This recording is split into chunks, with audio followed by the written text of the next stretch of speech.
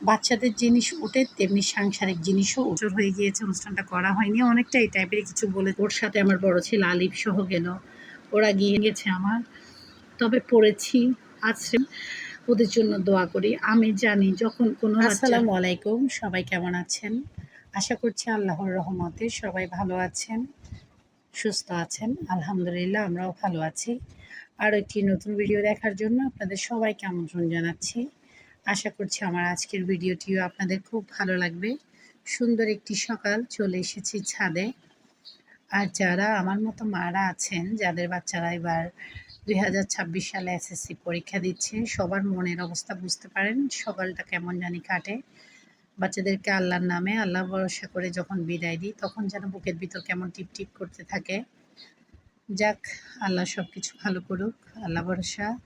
তো অন্যদিকে সকল শিক্ষার্থীদের জন্য শুভকামনা রইল। আর এদিকে আমি সকালের একটু ছাদের সুন্দর সবুজ আবহাওয়াটা দেখিয়েই কিন্তু চলে আসলাম রাতে হঠাৎ করে।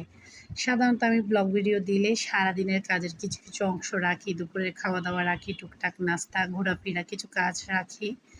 আজকে কিন্তু আমি সরাসরি সকাল থেকে এক লাফে রাতে চলে আসলাম।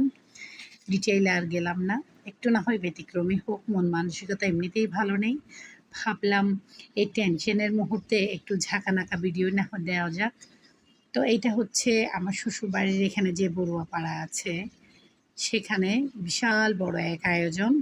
সে আয়োজনে বসেছে পাশাপাশি মেলা। তো এই মেলা আমরা কখনো মিস করি না। বলতে গেলে এখানে মাজারে বা ওরস যাই হয়, যত মেলা বসে সবগুলোতে আসতে হয়। আমার জন্য না হলেও বাচ্চাদেরকে নিয়ে তো আসতে হয়। আর দেখা যায় কি, মেলায় যেমন বাচ্চাদের জিনিস ওঠে তেমনি সাংসারিক জিনিসও ওঠে। তো দোনোটা মিলিয়ে কিন্তু আসাটা হয়, এই আর কি। তো অন্যদিকে এখন তো মেলার সিজন চলছে, আর শহর ছেড়ে যখন থেকে গ্রামে এসেছি, দেখা যায় কি শহরের মেলা আমি ভুলে গিয়েছি, আমি আমাকেই ভুলে গিয়েছি। এ এক নতুন জীবন। তো হাঁটতে হাঁটতে এক পর্যায়ে আমি আমার মেজো ছেলে আজানকে বলছিলাম আমার মাথা দুলছে। আমি মাথাটা দুলাচ্ছিলাম, ও যে পিছন থেকে ভিডিও করেছে আমি বুঝতে পারিনি। ও কখন ভিডিও অন করে কখন ভিডিও অফ করে। তা আমার সাথে মেলায় গিয়েছিল আলিফ আমার বড় ছেলে, আজান আমার মেজো ছেলে, আয়াত আমার ছোট গোলুমলু। পাশাপাশি ওয়াসি গিয়েছিল। ওয়াসি হচ্ছে আমার বড় ছেলে আলিফের বন্ধু, আমার আরেক ছেলে ধরা যায়। তো আমরা বড়ুয়াপাড়ার আশপাশটা একটু হেঁটে দেখছিলাম। আর এটা কিসের অনুষ্ঠান আমি আমার মতো করে বলছি, আশা করি আপনারা আপনাদের মতো বুঝে নেবেন। যারা বড়ুয়া ধর্মে আছে ওরা বুঝতে পারবে। আমি আয়াতের বন্ধু আদিত্য, এই তো এই মন্দিরের ঠিক এই অংশটাতে আয়াত হাঁটতে হাঁটতে আদিত্যকে পেয়ে গেল। তো আদিত্যর মা হচ্ছে আমার বান্ধবী। তো আমি বৌদির কাছ থেকে শুনেছি এই অনুষ্ঠানটা হচ্ছে ওনাদের যেই বিশেষ শ্রদ্ধেয় মানে ধর্মের যেই আমরা কি বলবো আসলে ওনাদেরকে, ভ্রান্ত বা এমন কিছু।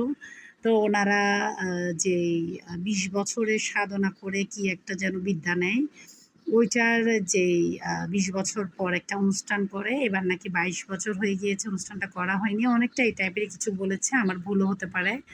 তো সেই অনুষ্ঠানটা কোনো একটা কারণে পিছানো হওয়াতে এবার বড় করে আয়োজনটা করেছে। এটা নাকি ২০ বছর ধরে সাধনা করতে হয় বা পড়ালেখা করতে হয়, এই টাইপের কিছু একটা আর কি।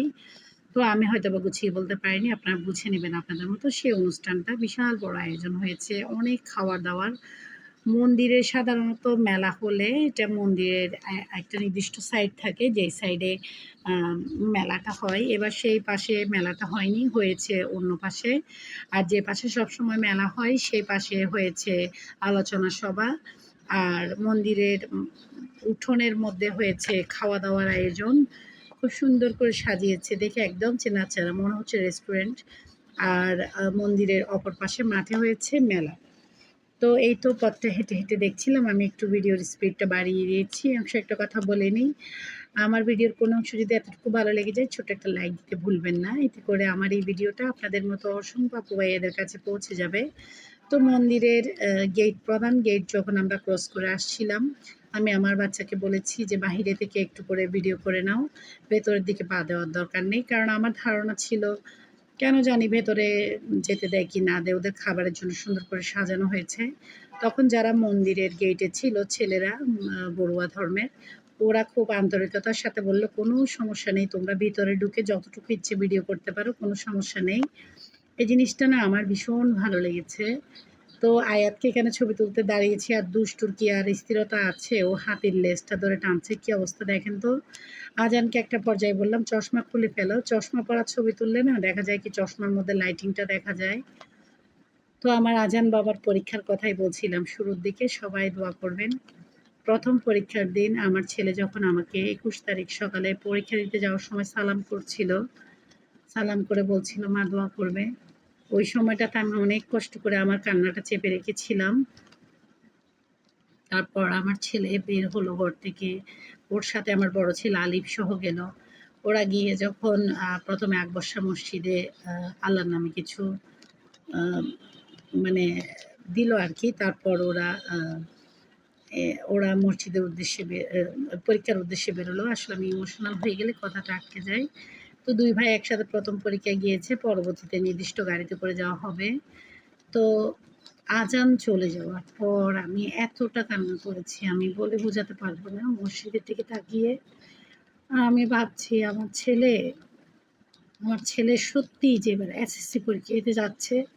আমার এই ছেলে কখনো পড়াশোনা করতে পারবে বা মাকে চিনবে, দুনিয়া চিনবে, নিজেকে চিনবে এইটাও কখনো কেউ বলতে পারেনি। ডাক্তাররা বলেছিল অনেক নেগেটিভ কথা।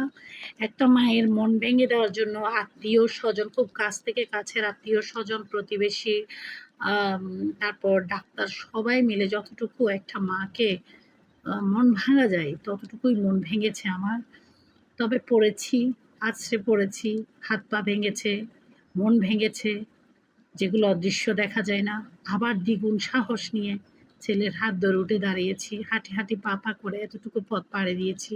শুকুর আলহামদুলিল্লাহ এতটুকুর জন্য যে আমার ছেলে পরীক্ষা দিতে যাচ্ছে।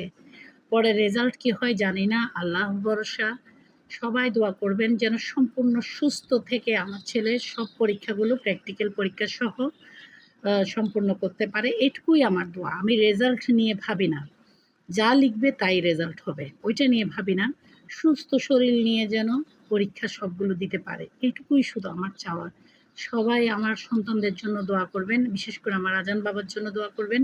আমি মন থেকে সকল পরীক্ষার্থীর মা-বাবার জন্য ওদের মনের একটু স্থিরতা, শান্ত ভাব আর সব পরীক্ষার্থীগুলো তো আমারই সন্তান।